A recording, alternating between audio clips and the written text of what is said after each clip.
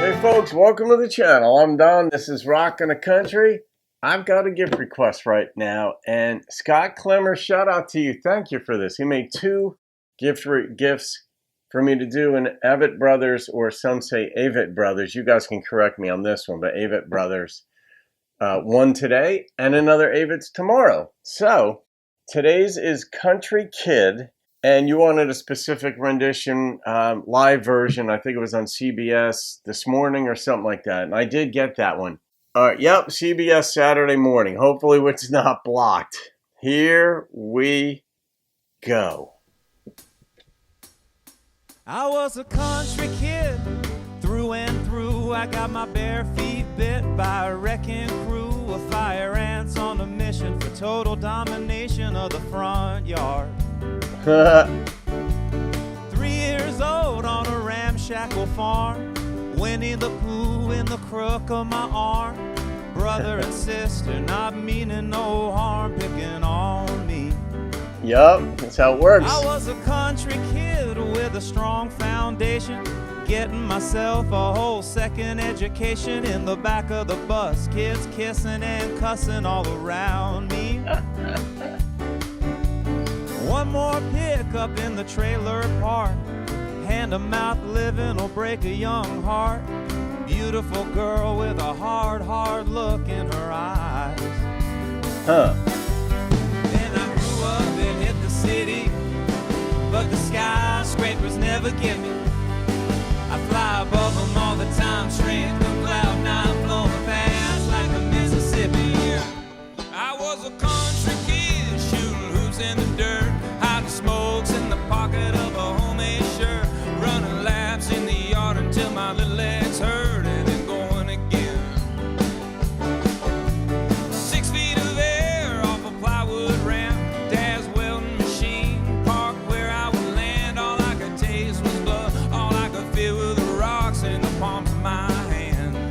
I was a country kid, throwing parties in the woods, dragging my friends out of the neighborhoods, jealous of the cable TV and the girls next door.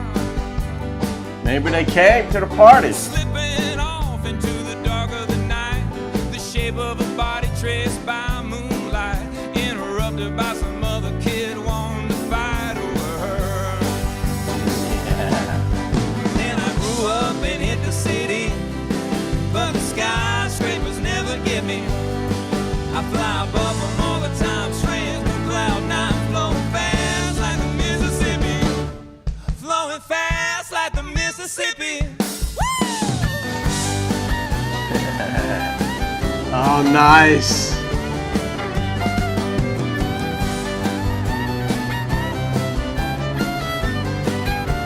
Yeah, put a fiddle in it and a girl.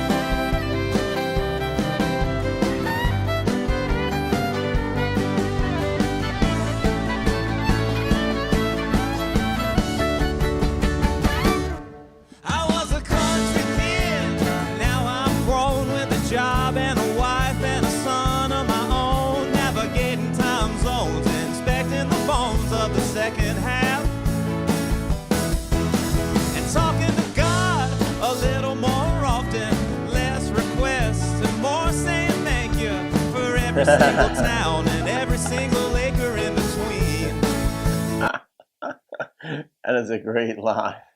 Talking to God a little more often with like fewer requests and something else, but I like that perspective, that awareness. And I grew up and hit the city, but that metropolis will never get me. I fly above it all the time, straight through cloud nine, flowing fast like the Mississippi. Cloud nine. Yeah, I grew up and hit the city, but the skyscrapers never get me. I fly above them all the time, straight through cloud nine, flowing fast like the Mississippi. Oh, that could have kept going. I don't know who was in the audience there. Maybe they weren't that into country. Maybe it was just, the stagehands or something like that that set up every morning, whether it's a rock band, an opera singer, or whatever. But man, I like the staging on this thing too. But I was really glad that they got to the girl playing fiddle, plain and simple. And they don't have steel in this thing. I don't know if they even have a steel player. I'm sure they do somewhere when they perform. Maybe it was just too much to bring the equipment here. Yeah, but that was really, really good. I mean, shockingly good. I love the lyricism in this song. The instrumentation was fun. It was happy, but that was just a real life story. That just is the way life works. And in this case, it's set in the country, but I even like the way he said, like, the skyscrapers, like, never did it for me, but now I'm flying above them. I'm on cloud 9. Fast as the Mississippi. Like, that was really well constructed, that confluence of thought, just about the way he feels. He's a country kid. He's got a kid of his own now, but the way he went from age 3, having like Winnie the Pooh in the crook of his arm and his older siblings making fun of him. And what is it? This just stuff cracks me up, though. What is it about we human beings that we like to mess with others? And if we have a younger sibling, they get picked on, man. They outlive us generally if the natural course of life happens, but it's one of these things where, like, my older sister and I picked on my younger sister.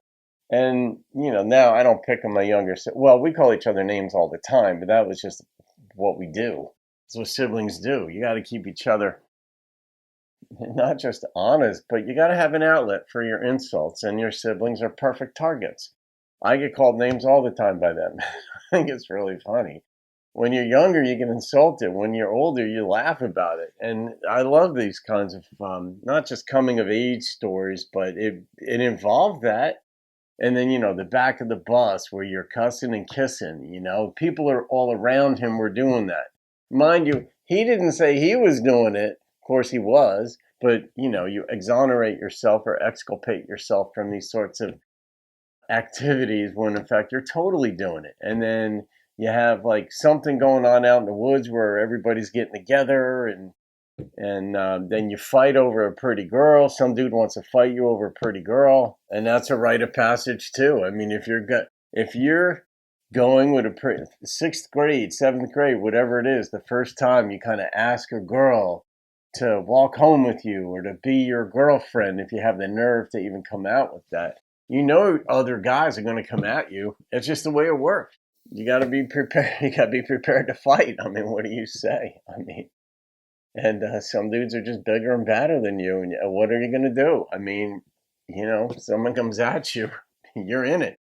But it's fun. And then you get a kid of your own, and then, he's going to go through the same thing. And the rowdier you lived as a youth, the scarier it is when you get older, because you're aware of what your kid might get into.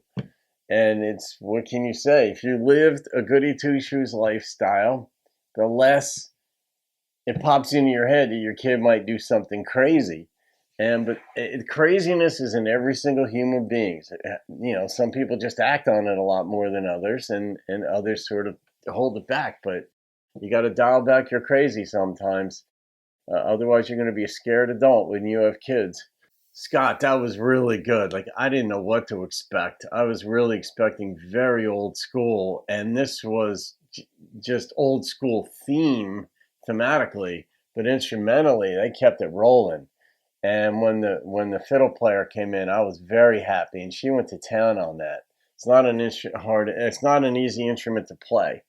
So I'm going to rate my experience on this. Just the production on this, the way, the vocals came in and out, and this one took over and that one backed up, and then the little harmonies going on, and then, the bass player, the cellist, was playing basically like he was playing a fiddle at the same time she was. I mean, these folks are really, really good musicians. So I got to come in with the number that struck me on this, folks, and the number that hit me was a 9.8. I'm just shocked. I'm blown away, and happily so. So there you go. All right, guys, I hope you enjoyed that. Leave your comments. I read them, and Scott will certainly read them. So there you go. Have a great day. I'll see you on another video. Keep rocking the country. I got my bare feet bit by a wrecking